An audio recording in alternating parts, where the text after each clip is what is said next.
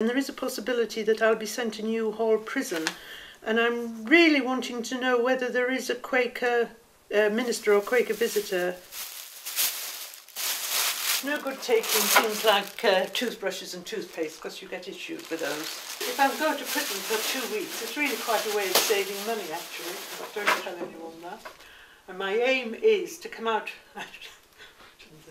My aim is to come out with prison with more money than I go into, because you do get a little allowance, and if you don't spend, it's just amazing how it happens. Trying to get one over the system in a very small way. The difficulty about prison often is the initial going in, because you have to be strip searched and everything, you know, dealt with, and suddenly coming out. For me, it's important to get arrested because it's a recorded historical fact that you actually did something, rather than go around with a, you know, flag or go on a big march and say "not in my name." I mean, what does that actually mean?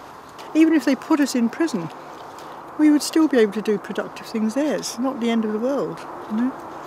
Being in prison can also be a time to reflect and sit down and think, which in most people's lives they don't have that time.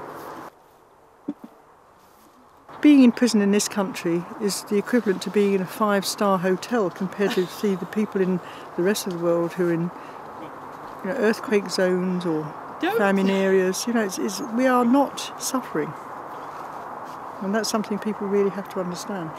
You have a bed, you have clean linen, you have hot water, you have food, you have shelter. All you need in life. And part of the difficulty is that the majority of people think that anything a government does is legal.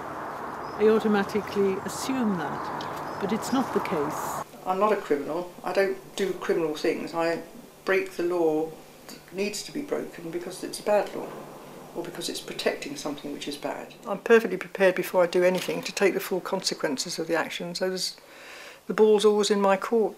You know, there's not very much they can do to me that I'm not prepared to have happen to me. I've never been tortured or anything like that. I don't know how to respond to that. You see, the thing is, once you get into prison, that becomes your life, and the people you're meeting and whatever and coming in contact, that's your community, and so that's how you live.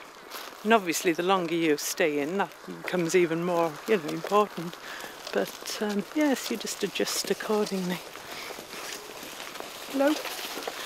But, even going into prison, you meet incredible women. Lots of women who shouldn't be there. Some who should never be let out. The majority of women are just sort of lost souls in there. And you can do quite a lot to cheer them up. The only real violence I've ever seen in a prison was where a woman head-butted another woman because she wouldn't give her a cigarette paper. Broke her nose, there's blood everywhere. You know? First thing in the morning, somebody dying for a cigarette and they haven't got one, they're trying to borrow from somebody else.